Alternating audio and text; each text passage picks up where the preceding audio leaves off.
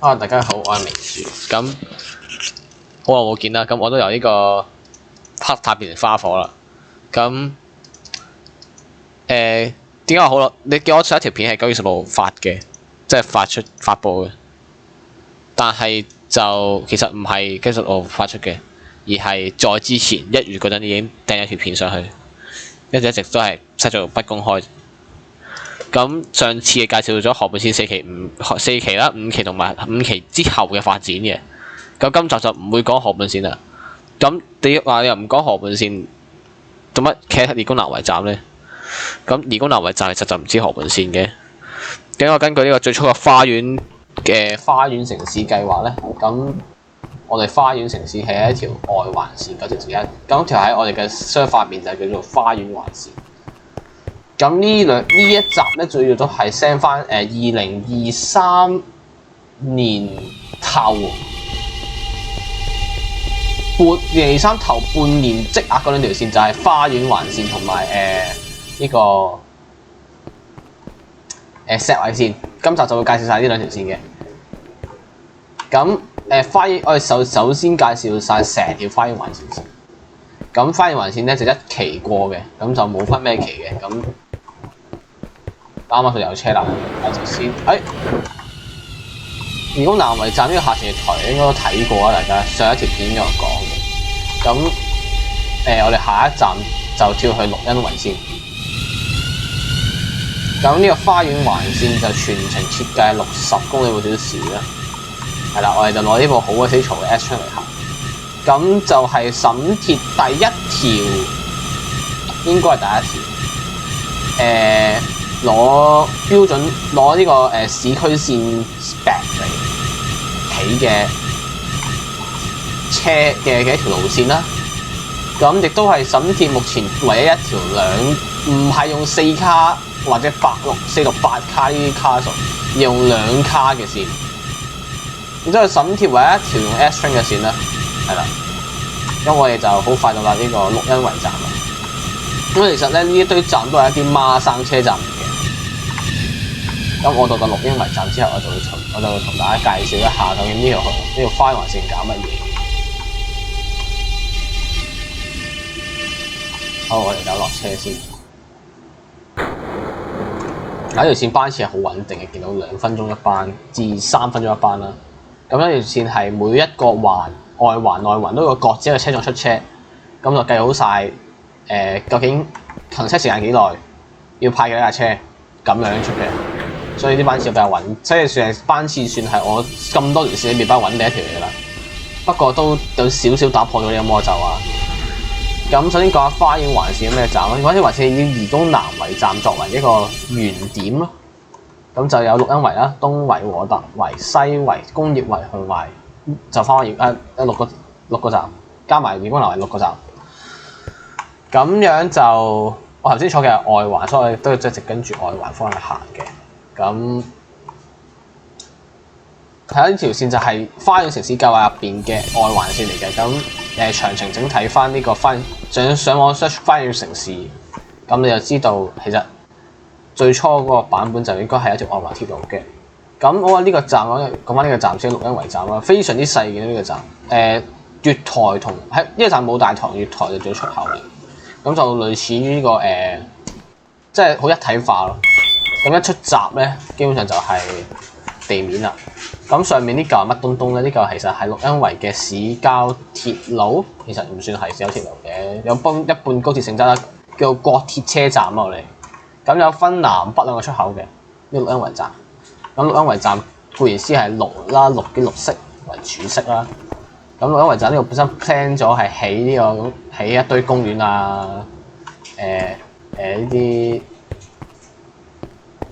總之係比較休閒嘅地方，但係就你花園城市由2022年8月一直講到而家2024年9月，都係仲除咗啲車站同埋理工南圍嗰個村嘅外個殼之外咧，係乜都冇起過嘅。冇錯，成個花園城市計劃係我起嘅，但係咧係爛咗名嘅。咁睇下有咩睇會成日 pick up 翻咧，我都教工程下，同埋啲窗之前第一次搞嘅時候，因為本身就唔係用我自己呢個 server， 即係我唔用自己機開 server， 而係首先用 Aternos 之後用 Fastnode 啦。咁可能就性能性問題導致咗彈窗 error 啦。係啦，咁呢個之後我哋就會再執過嘅。好，我哋下一站就係呢個東圍站。咁東圍站就係同石圍線嘅轉乘站嚟嘅。咁我哋陣間咧亦都會去介紹翻呢個石圍線。我呢度有一個有一個點解我一路喺地底一條觀景隧道咁大峽谷咧？咁其實嗰度就係成條花園環線嘅特色之一嚟嘅。咁花園環線穿過嘅地方咧，就咁啱有一個好大範圍嘅 chunk error。chunk error 只係成個 chunk 冇咗，但係就我仲起到嘢嘅喎。咁所以我咪焗住咁樣起咯。本身好似全密封隧道咁樣遮佢算，但係諗下，用自家玻璃都幾有特色啊！用花園城市就係破破爛，我哋嘅花園區係破爛爛咁樣嘛。咁所以咪整玻璃隧道咯。好啦，我哋就嚟到東圍站。東圍站個孖山站就工業圍，但係其實東圍站起先嘅。工業圍好似真係冇倒落去嘅，我冇記錯嘅喎。咁呢個就係咁我哋就想分佈咧，咁就東圍站同工業圍站呢兩個站都係側式月台嚟嘅。咁呢兩個站就同河畔線嗰兩個站，即係和特圍、怡工南圍個設計係啱啱好調轉嘅。咁怡工南圍同埋和特圍呢兩個站就係河畔線嗰邊係側式月台，跟住呢個花園環線呢個倒式月台嚟嘅。但係咧石圍線即係呢兩個站，東圍同埋呢個工業圍站就啱啱好係調轉嘅。咁就係石圍線係用呢個倒式月台，咁花園環線就用側式月台。咁我哋頭先係喺呢個外環方向嘅4號月台，咁而家我哋睇內環方向嘅3號月台，其實都一樣嘅啫。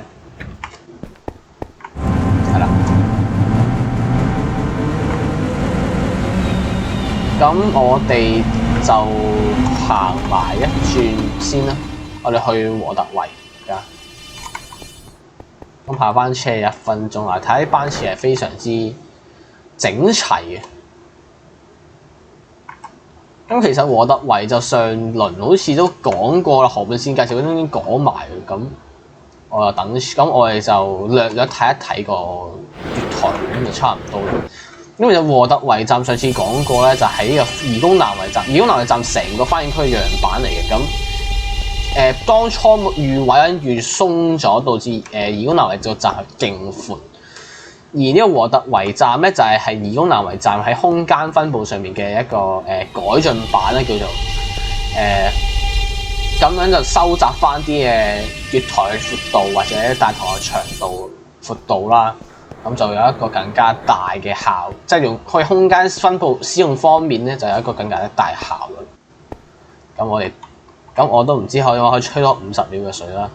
咁我哋架車都係緩慢咁碌緊過嚟嘅。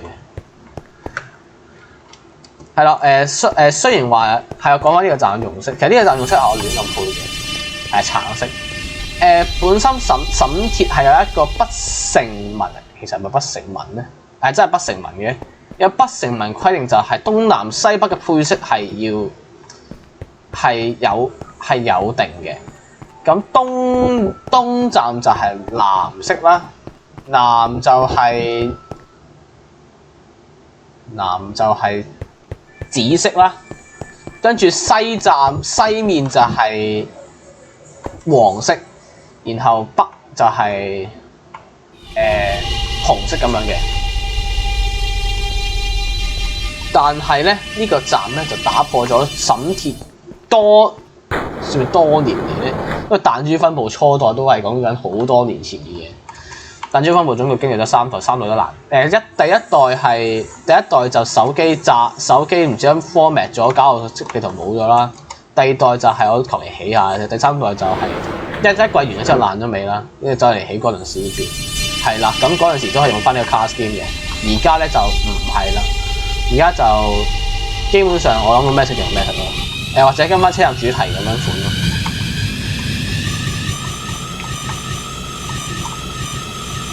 係啊。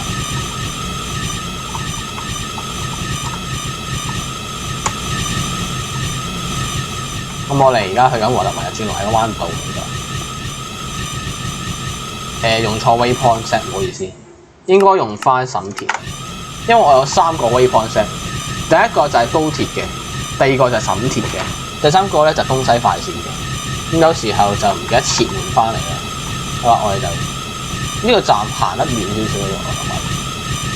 咁其實我哋呢個單元環線嘅，因為我係畫晒位嘅，咁所以到咁可以佢嘅呢個行車時間比較 constant， 即係比較常，即係穩定啲。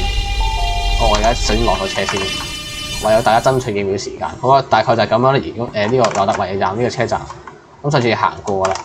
咁其實就係個月台收集板嚟嘅啫。冇乜分別，同呢個義工樓係冇乜分別嘅。同埋呢邊個空間分配用得好咗咯。咁真係直接上火電梯，而唔係要穿個窿再掉頭上火電梯。好，我哋下一站就係西圍。我去完西圍之後咧，咁我哋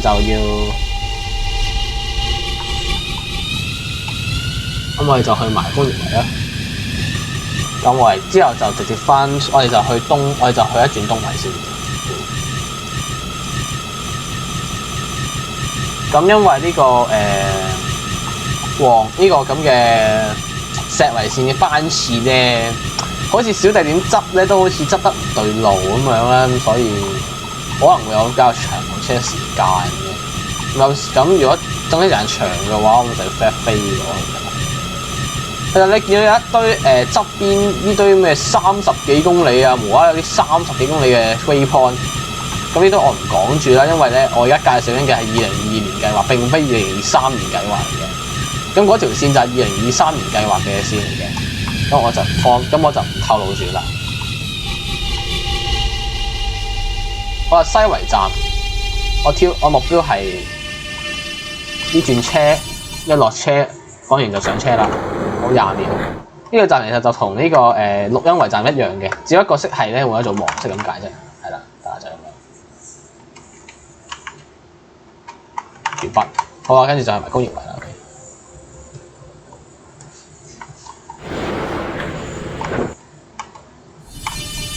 呢個站其實就係綠茵圍站倒模過嚟嘅，只不過換咗色啫。樓上都係一個國鐵站嚟嘅。好啊，咁我哋而家就去工業圍。咁我哋前面都會經過一個虛空隧道嘅，係啦呢度。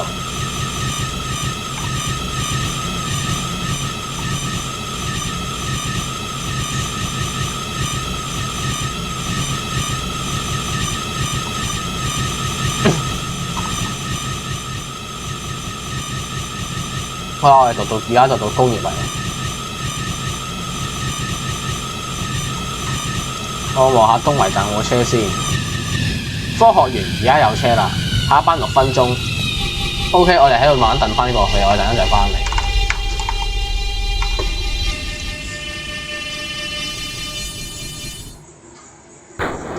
好啦，工業圍站啦，其實同頭先一樣嘅啫。咁就係用色唔同咗啦，跟住石圍線都係咁樣上嘅，石圍線係倒車月台嚟嘅。跟住呢個大堂係咁樣啦，一個窄長型啦。咁就頭先東圍站都係咁嘅。咁我陣間去翻東圍站嘅時候，我會再上一次大堂俾大家睇，因為頭先我冇上大堂，係啦。咁地面就係咁樣咯。本身都想整呢個區嘅，但係就都係爛尾啦，係啦，唔好意思講嘅真係呢啲嘢。即係一條迴旋柱咁嘅嘢喺度啦，其實就冇鬼用嘅。咁我哋首先介紹下石圍線先啦。咁石圍線其實分咗，其實石圍線嗰個分期比較分得幾奇怪下，我覺得。石圍線，我俾3秒時間你哋，我俾10秒時間你哋，你估下邊段開始，邊段起先？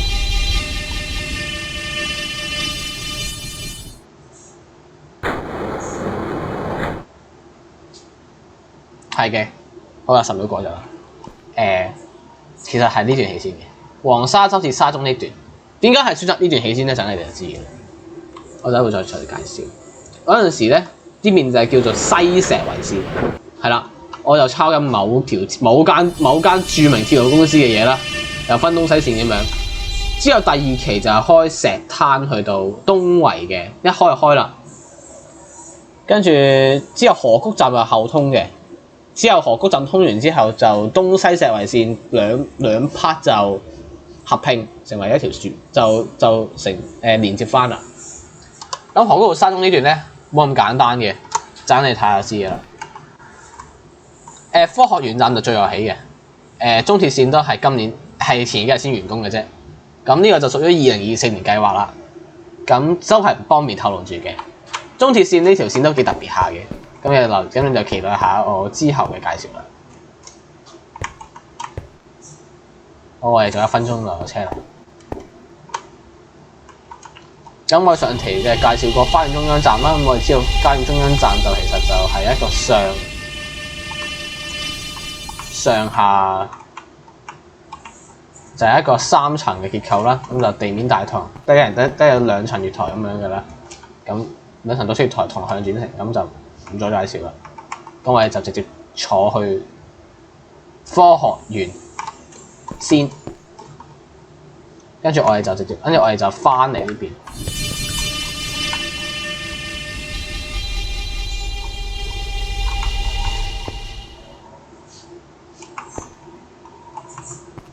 我話喺東圍站俾大頭大家睇嘅，我都會咁樣做嘅。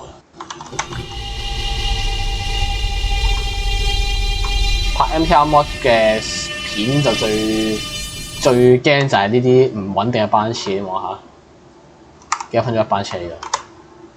我要喺度吹3分鐘水，講3分鐘廢話嚟啫，撐住場面唔好 dead air。現實都做唔到啦，你何況唔係現實我真係做唔到。可能拍片我可以吹下，拍片我可能做到吹下水咁樣，有過一日咁樣。等到東圍嗰陣，我會開始俾啲 time mode 嘅。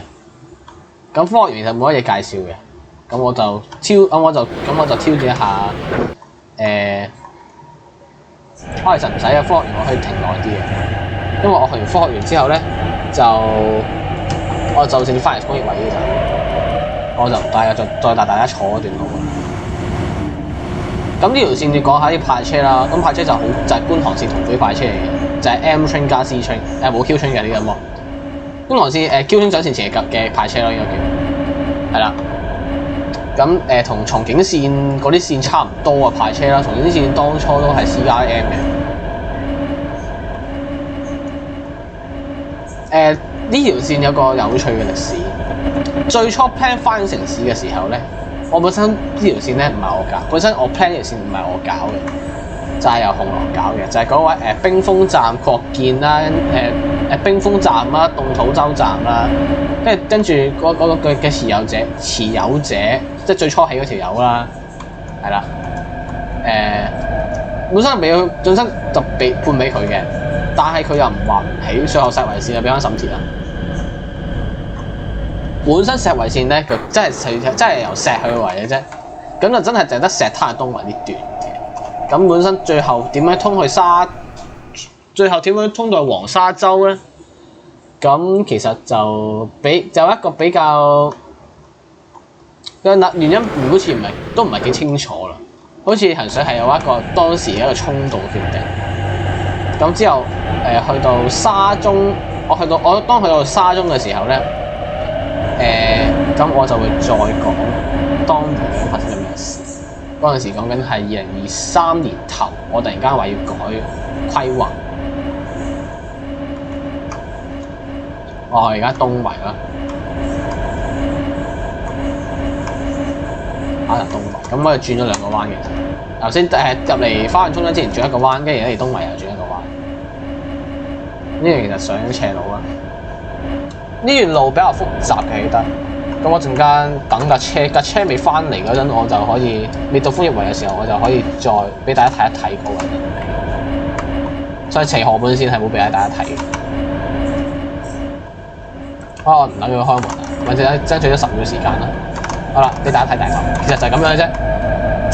其實就係工業圍站同款咯，又係咁嘅出口，即係有個圖地處咁嘅嘢咧。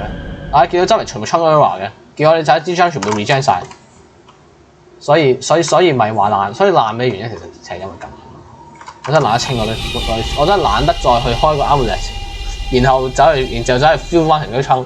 我驚嗰堆槍有 error 啦，然之後我又重新搞過啦。好彩又唔好影響呢個發展啫。好啦，咁呢度就係東圍站嘅接發側線啦，前面呢度。咁本身石圍線有一段頗長嘅時間係以東圍做終點站。咁呢兩條就係一條嘅廠車同係接反線嚟嘅。咁唔知當時又唔知點解起咁大個空間啦。咁下一站就係科學園站。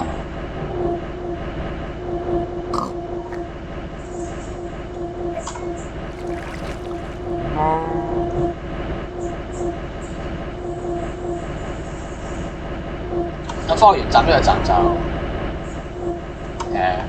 同偉光站差唔多，都係一啲比較以簡樸為主嘅車站，但係設計方面有少同偉光偏向就係郊野車站。呢個站偏向就係嗰啲好似大學站唔係大學站沙田站嗰種 feel 係啦，嗰種叫做咩半地底，好似掘一個窿咁樣整條線落去咁樣啦。我呢度加咗個防護網嘅，為咗喺颱風嘅時候可以令到車可以嚟到呢個科學園站，就唔需要喺東圍站接返咁樣。哦，有一度都開。科學園站對面呢個我有2號月台都落車啦，咁1號月台就係偉光嘅，係啊，呢條線就之後再講啦。你嗰啲班次係亂晒嘅，唔使擔心，下次你就唔會經咁亂嘅班次㗎啦。咁呢度就係整預防無線燈有少少失誤，咁我而家即場維修下啦。即場維修已經係我咁多年嚟嘅呢個祖傳藝能，我次次都要即場維修嘅，我真係唔知點解我咁折墮。對面就係翻黃沙洲嘅啦，咁我哋車仔前面嗰個位掉頭嘅。咁你可能問點解冇車廠嘅？你審住啲線唔係兩邊都車廠嘅咩？車廠唔喺度，車廠偉光啊，車廠去咗偉光嗰邊。咁到偉光之後就查一段而家中鐵線啦。嗰陣時啊 plan 咗一條旅遊線嘅，翻嚟跟住就落地啦，上下跟住又翻去搭隧道走啦。呢度就係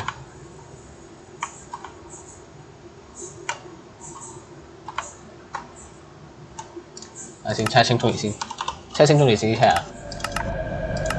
我覺得是但有水面㗎。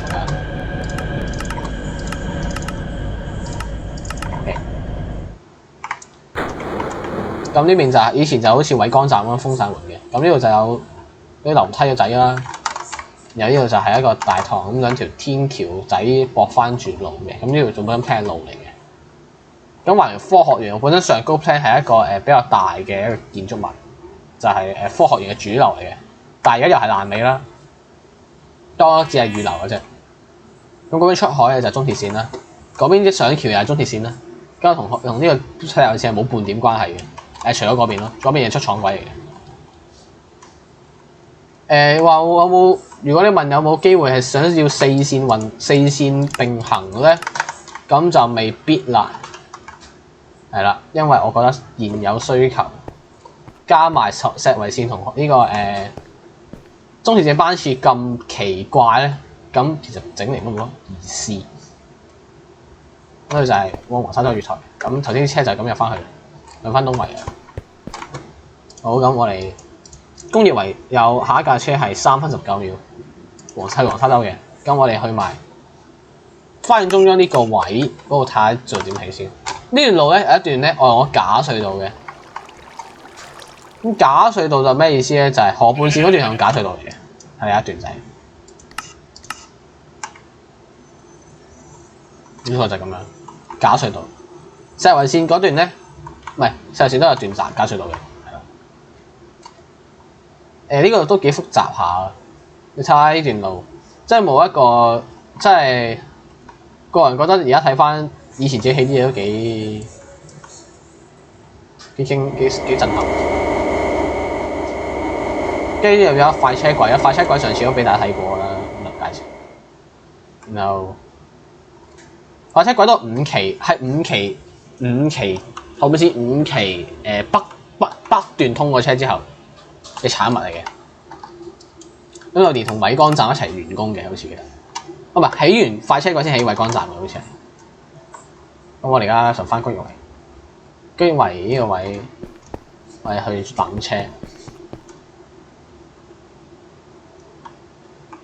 咁而家呢個站嘅設計都比較大少少，係咪呢邊？嗰邊1分鐘得，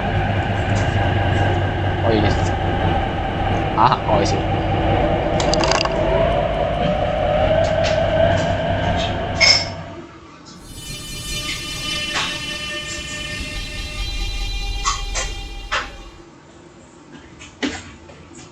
OK， 翻嚟啦。講埋餘下車站啦，餘下車站就有輝灣、石灘、河谷、沙中、河界、黃沙洲，總共6個站。咁石灘站咧，每一個站都有特色嘅，個人覺得。咁其實我預過一下先，我都食咗幾多人哋嘅水嘅，即係嗰位叫紅朗人士咧，嗱沙中線係佢嘅，北灣線係佢嘅。石灘河深坑線係佢嘅，我連續3個站都同佢結成轉車，都話以後有幾把炮。拍呢條片前幾日咧，佢應我要求將沙中線大幅延長段達18公里。果然係呢個鐵路奇才，佢話自己 hea 嘅站都 hea 得靚過我。呢個我之後有機會先同大家介紹啦。反正因為係人哋嘅鐵路嚟嘅，咁所以咧我拍片我拍審鐵介紹嘅時候，我係唔會周人哋鐵路去介紹嘅。係啦，黃州支，咁我哋咗40秒就有車啦。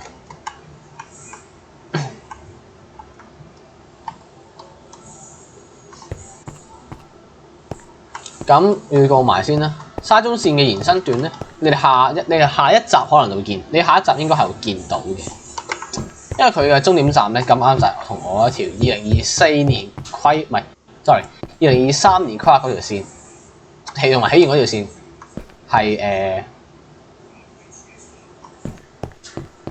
係因為我要求噶嘛，咁你都知道佢嘅終點站係我嘅站，知係邊個站咧？講，咁巴士站你都見到啦。好，下一站輝月灣。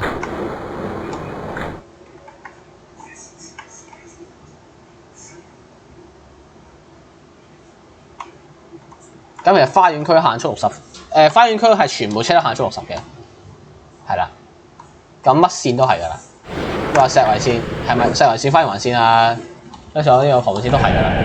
咁即係圍，咁即係嗰8個圍之間都係收限速60嘅。咁我哋而家離開咗機場圍，咁我哋就可以提高限速到80。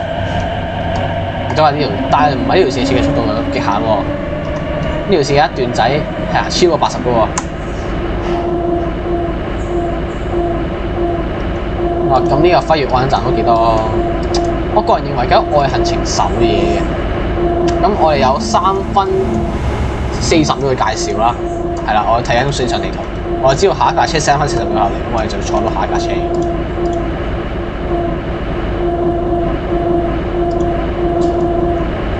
好啦，我哋到輝灣。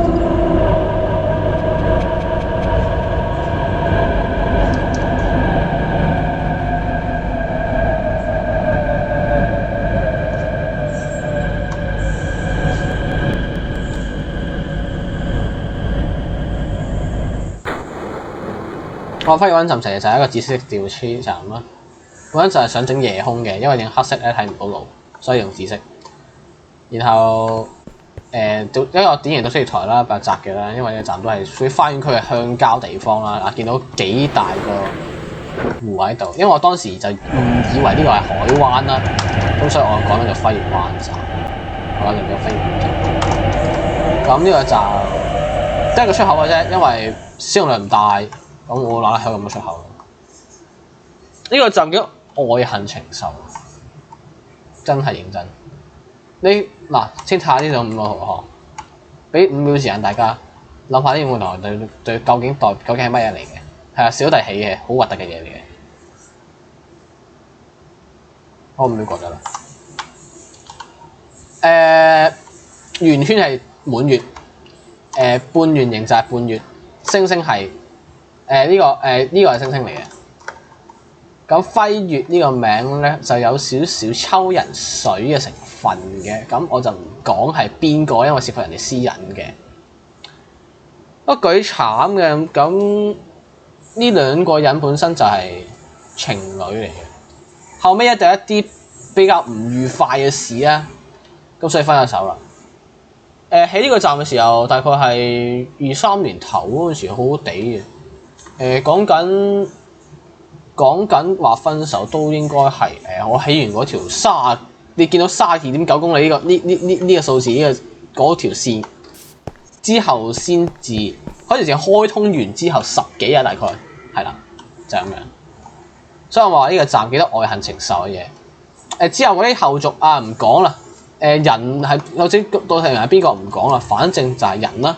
你知道係有個人發生咗啲咁嘅事，咪有一個人我紀念為咗我喺個站紀念佢哋啫。嗱，我成日做嘅一啲嘢，嗰條42公里嗰條線咧，就都幾多下，一個人覺得好似都有成7、8個站係呢啲咁嘅抽水站嚟嘅。好啦，咁就大概咁樣啦。呢個站屋企呢個站有特色，呢一邊係遮住嘅，因為呢邊咧，因為呢個站起喺一個小土丘上面嘅，小土丘。咁小土丘上面嘅嘢就密封啦。咁望到嗰間平地嘅地方，咁就開玻璃啦，咁樣咯。呢個站咧亦都驚死你唔夠光啦。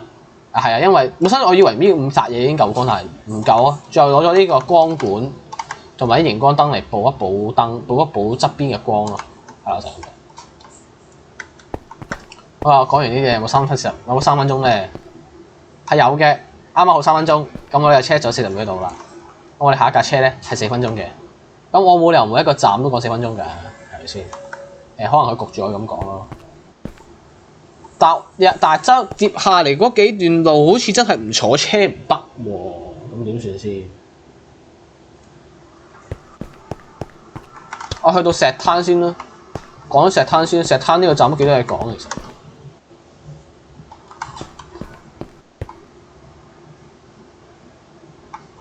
我都話我頭先講我食咗好多人水嘅，即係喺呢條線上面。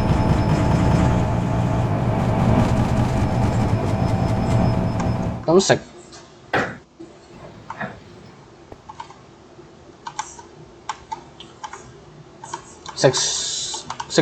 水嘅意思就係我佔據咗一啲本來唔屬於我嘅嘢，唔係經過人哋同意嘅，當然我唔會搶人哋啲嘢做咯，我唔係嗰啲人。係啦，咁下一站嘅石灘站本身就係咁 active 咁一車站嚟嘅。咁揾河畔線 plan 咧就係 plan 唔係 sorry 唔係河畔線 set 位先啦。嗱，見到石字石圍就真係石灘去到東圍嘅啫。嗱，頭先講咗啦，本身石灘站咧就係有另一條線同我轉車嘅，但係嗰條線而家話唔到石灘站，所以俾我搞。所以咧我嗰陣時我就焗住唔可以淨係去石灘啦。咁所以就延伸多個站去河谷。咁去河谷之後咧，我又想話嗰邊有啲嘢可以用，咁我咪過埋海咯，去到沙中站，之後再去埋黃沙洲咁樣咯。黃沙洲個位係新發展嘅，嗰陣時就急需要一條線啦，因為得條線唔夠嗰陣時。好，我去到石灘站啦。你見到呢個站嘅設計風格係同我本來設計風格係大相徑庭嘅，你見到好多比較粗糙嘅設計啦、處理啦。咁其實呢個站就係紅狼起嘅。呢個站對標對歪咗嘅，係啦，因為本身就冇遇過我整啦，我好似路架我鋪嘅。呢個站就係啦，本身係紅狼啦，識講。咁黃沙呢咁本身就係中間月台落客，以前係新跑線嘅，咁中間月台落客，然之後兩邊月台走嘅啦。呢個站咧，因為兩邊月台唔對齊，因為兩邊部分唔對齊咧，咁所以咧我就 cut 咗東面嗰一半，即係呢度呢一啲咧，我就 cut 咗嘅，咁就唔用噶啦。你見到咧，雖然呢個站係有呢個站應該係審鐵少數有西環式月台嘅車站，但係咧呢個站嘅月台咧係唔用，呢邊係月台係唔用嘅，咁所以其實就真係只識一個月台就得倒車月台嘅啫。咁上高咧就係、一個普通嘅大台，咁我整嘅。你見到紅狼嘅設計 style 嚟嘅，就係唔係我嘅設計 style 嚟嘅，同我起嘅完全係唔同嘅。深坑線最初就係呢度做終點站，本身我石圍線 plan 啫，就係同深坑線轉乘，然之後俾啲人咧轉車出去嘅。但係深坑線唔撈啦之後，咁我就照做埋佢嗰份，所以我就拉埋出河谷，之後無啦啦就去沙中啦，拉埋黃沙洲啦，係啦就係咁樣。呢個站風景幾靚嘅，個人覺得，但係俾條數搞亂咗咯，對唔住咯，我起嘅呢條隧道。呢個站好似係比較早期發展嘅車站嚟㗎啦，咁其實都2022年中期，即係啱開出頭2個月嘅車站嚟嗰度，係咯。咁下班車2分鐘，我唔知點解有呢條線啲車次係好奇，真係非常之奇怪。佢可以咧有時8分鐘一班，有時或者1分鐘一班咁樣咯，就唔係幾好我覺得。即係你揾一日要去整治下啲班次先得。不過呢個 mod 就比較難搞嘅，因為出廠要時間啦，掉頭要時間啦，仲未計你啲車路塞同人塞車啦，嗰啲咁嘅嘢啦。雖然話就話可以喺實際地圖度攞資料，攞到嗰個行車時間資料，但係其實實際 practice 落嚟就唔係好得咯。同埋佢咧，我 set 完時間表之後，佢會有佢。如果我唔撳 delete 車輛嘅話，咁佢就會無限 spawn 車，咁即係無限出車，咁咪做成1分鐘、1分鐘、1分鐘咁樣咯。係啦，下一段咧度幾刺激嘅，嗰段路就唔係我起本身，我即係作一少少嘅修線，將佢變成一個水石圍線嘅路軌。咁啲路基嗰啲都唔係我起嘅，我淨係講嘅啫。咁前面段路咧，全部都係岸石起嘅。我個人覺得嗰段路都幾刺激嘅。嗱，我而家想試地圖睇下有冇呢個同呢個深。你哋真係非常之好彩，我哋有機會可以，因為我見到嗰個深坑線嘅車同埋呢個石圍線嘅車係爭12秒左右到達呢個河谷站。咁所以咧，你哋咧有機會陣間可以見到呢個石圍線，我整咗石圍線咁耐咧，就想睇嘅嘢就係石圍線同深坑線嘅車同向飛車，希望陣間可以見到啦，而唔係追住人嘅車尾行啦。首先12秒幾下距離嘅啦，12秒。嗰個我哋嘅車都要直到啦。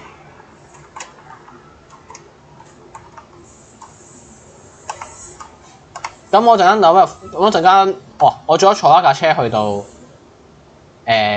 沙中嘅啫。咁我冇理由喺沙中等8分鐘先嘅行程㗎，所以陣間咧我就會介紹另一樣嘢。咁到時候咧我就可以開一架車嚟試下玩啦。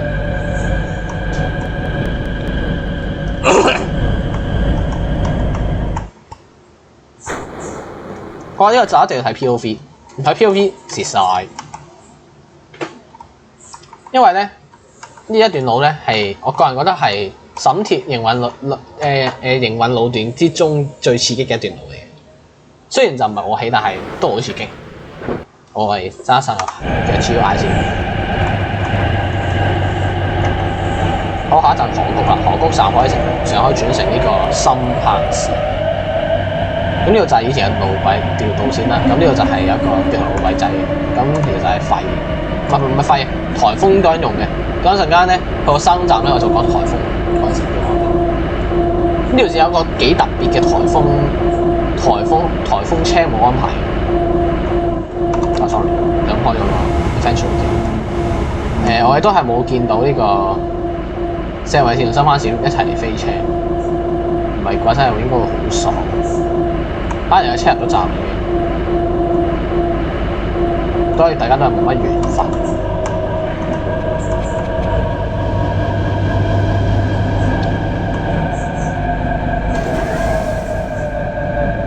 我話喺度啦。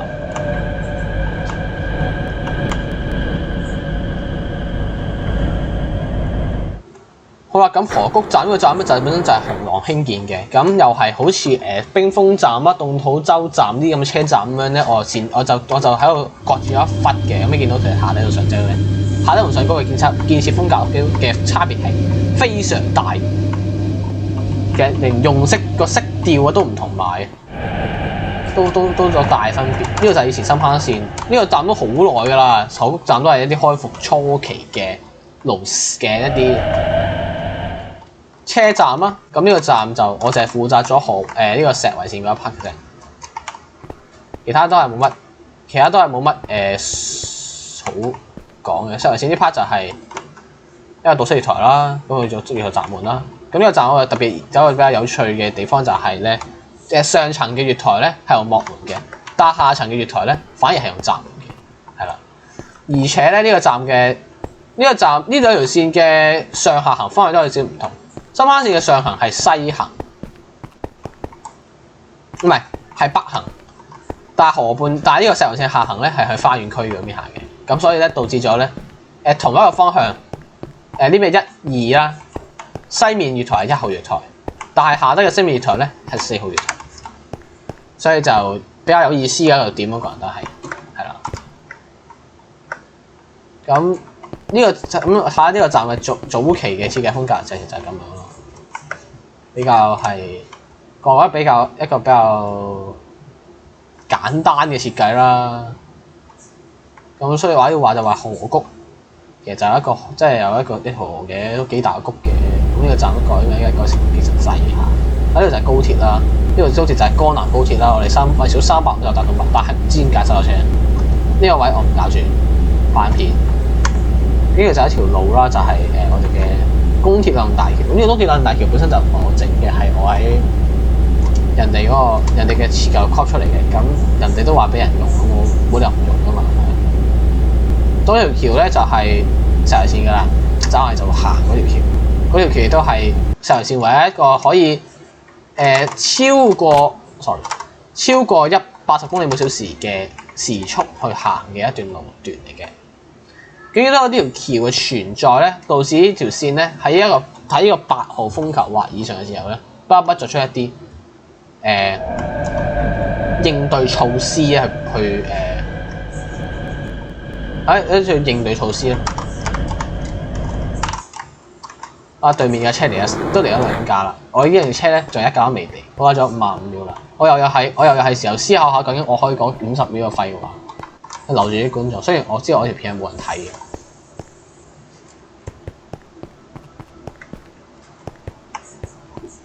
最煩嘅就係呢啲嘢。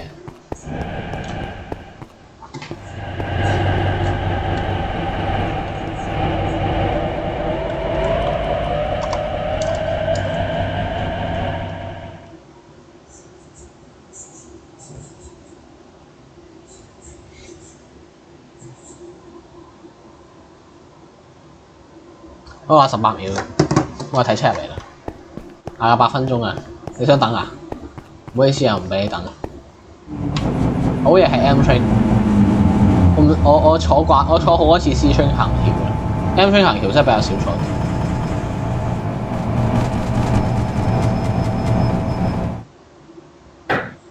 好啦，我哋下一站就係沙中。咁呢個站呢個區間最初起嘅時候都算係一個比較偉大嘅東西嚟㗎。因為本身按照傳統方法行咧，係要行透停4個站，兼住1次車啦。咁高地嗰個設計比較，深坑線高地站個設計比較弱智啊，我覺得。咁所以其實坐呢條線，當時由石圍線開通咗之後比較快。咁呢段路亦都只需要2分4秒行，係非常之快咧。咁呢一段路都係沈鐵第一條嘅跨海大橋，認真設計啦。有一次係跨海大橋嘅，咁中間有一條避險車道嘅，避險嘅路軌啦。咁我而家望向呢邊就係高鐵嘅公鐵兩大橋嚟嘅，咁呢邊就係另一，咁呢邊就係山，即係嗰邊就冇嘢嘅。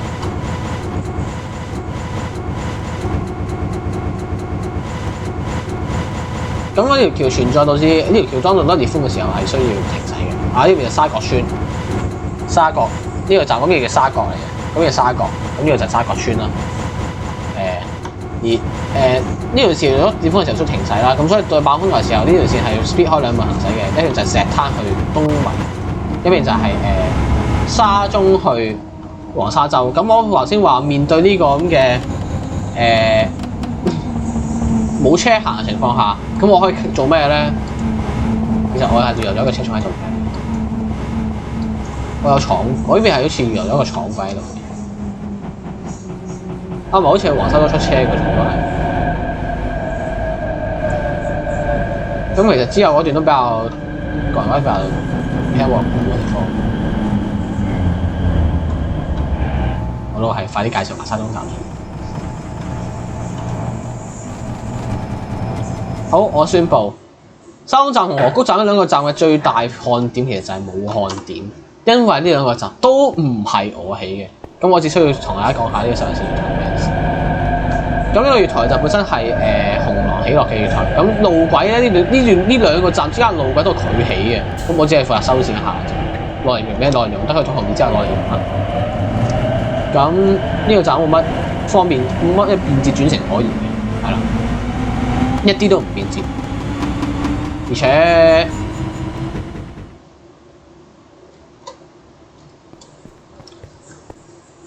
且唔係我起喎，我係決定唔到嘅。佢仲話要關顧埋河谷站嘅轉乘安排，所以我係因為我嗰陣時沙中線未發展得咁大，正黐線。咁我就偏向咗河谷嗰邊嘅，偏向咗河谷站嗰個位咯，嗰個位嘅轉乘方便便捷，咁就冇乜點理嘅站。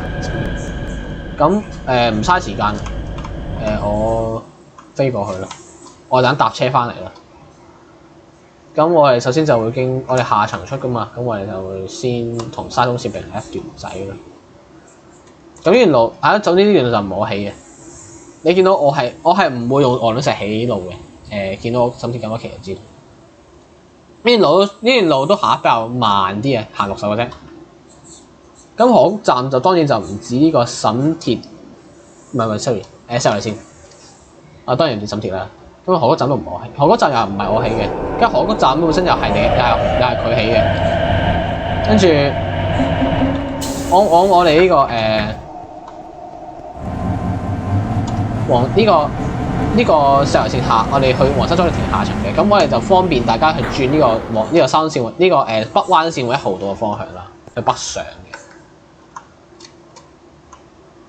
咁而另一邊就係方便黃沙洲人去到木園方向啦，同埋呢邊嘅同埋北灣由1號島嚟嘅人都可以轉到車花園區啦。咁就提供咗嗰邊去花園區嘅第2通道。咁呢就係黃沙洲站都幾近，600幾米。咁嗰一邊嘅呢個沙中北灣線嘅下一站係紅沙洲站，其實都係離黃沙洲有幾近嘅存在，大概係300-400米啦。但係呢兩個站嘅互通係極其不方便嘅，所以我建議不如行。好，呢個站就講完啦。都係好似沙中站咁樣，有一個倒式月台，有一個側式月台咁樣啦，一樣嘅啫。然後我哋就去埋黃沙洲啦。咁黃沙洲我哋就會經過一個長嘅一個好斜嘅隧道。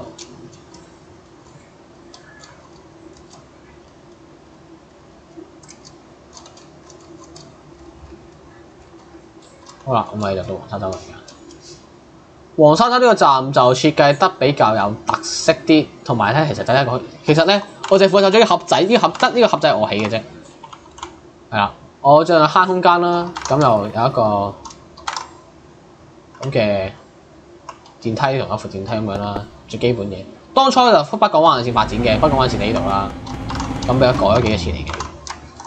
然後當時就話黃沙洲發展，咁佢哋黃沙條咁嗰陣時紅沙洲未有，咁我咪起過嚟咯。下低以前係城市快線嘅站嚟嘅，但城市快線之後改咗做高鐵，就停上高啦而家。咁呢個出口都封咗啦。咁新出口呢度嘅，不過都唔關我事㗎啦，我唔負責起啲嘢嘅。咁呢個站嘅新宿月台咁呢個站個6號月台喺度啦。6號月台呢個站呢個位咧就係廢棄咗㗎啦，以前就係就係舊線用，就係舊嘅北港灣線，紅沙洲本線。咁呢邊就係月台喺落客嘅。咁以前咧就未改編號嘅時候咧，落客月台應該叫4號月台啦，但係上客月台係好似係叫5號月台嘅。定係調轉咗咧？其實呢邊係4號月台，嗰邊係5號月台咧。不過之後我就將佢呢個站編號換咗，本身呢個月台係3號月台嚟嘅。咁自從咁之後就俾我換咗編號啦，咁就俾我5號月台啦而家。下低1、2號月台都係一樣嘅。然後呢邊就變咗3、4號月台啦，就係咁樣，就係一個非常之簡單嘅改動啦。下層嘅嘢都我都有少改過嘅。因為東西快都係食過東西快線嘅嘢啦，咁我都有少少參與呢個改建嘅。呢個站本身設計得比較空曠啊，咁其實好多 lighting 啊、牆壁嘅嘢都係我幫佢搞嘅。咁所以其實呢個站我就唔係淨係負責咗呢個盒仔嘅，係啦。我覺得呢個盒仔都係比較成功嘅設計啦，因為都係一個物盡其用，即係將空間嗰個利用率最大化一個設計嚟嘅。好，咁我哋就喺度完咗條片啦。咁今集就介紹完呢個，等陣揾個靚位先。今集就介紹完呢個紅沙呢個沙田環線同石圍線喺埋一齊咁樣。係喎講少少公西快線嘅嘢先。呢個站咧，紅沙本線咧係零上高嘅。呢邊就係佢淨係去維港機場維港灣，呢度全部都區間車入嚟嘅。但係，佢幾和嘅車咧就唔係停呢度嘅喎，幾和就係主線嘅另一邊南面嚟嘅，係停下低嘅。停下低咧，佢就會先經過呢個紅沙洲快，佢喺紅沙洲站度吸紅沙洲快線度，然之後就經過紅沙洲快線嚟到呢個黃沙洲呢度。停耀月台落客之後喺前面有個導線仔嘅，嗰度有幫手起嘅，喺個導線仔度，咁一掉頭啦。跟住掉頭出完咧，之後就翻嚟呢個1號月台做上客，就係咁樣。咁呢個站就有沈鐵嘅車行嘅，即係因為東西快線嘅車行嘅，咁就去龍肚洲啦，何文線龍肚洲站啦，又去伊利啦，係啦，就得2個啫。咁就係急行先會停嘅。咁呢個特急就係紅沙本線嘅特急嚟嘅，咁佢嘅特急佢就得普通特急兩架車啫，坐颱風天嗰個除外啊。咁亦都有好清晰嘅指示啦，去俾大家知道去邊度啦。咁呢個站都設計咗一條月行線嘅，咁就俾東西快線特急用嘅。好啦，咁我講完東西快線嘅嘢啦，咁我收皮，咁我就介紹完啦。好，咁如果中意片嘅話，記得 like、subscribe、share。拉埋沈鐵鐵路專業，好係咁先，再見。我係美樹，我下次再見。